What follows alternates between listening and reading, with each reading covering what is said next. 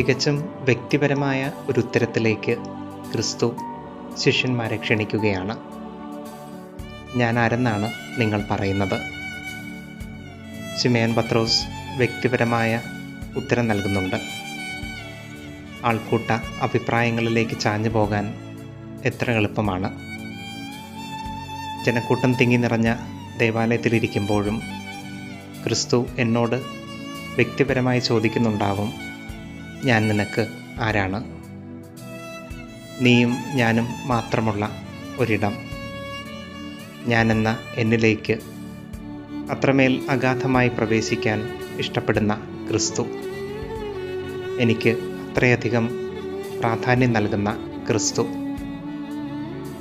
മറുവശം ചിന്തിക്കുമ്പോൾ ജീവിതത്തിൻ്റെ ഏറ്റവും വലിയ പ്രലോഭനങ്ങളിലൊന്ന് ക്രിസ്തുവിൻ്റെ വ്യക്തിപരമായ കാര്യങ്ങളിൽ ഞാൻ ശ്രദ്ധ കൊടുക്കാതിരിക്കലാണ്.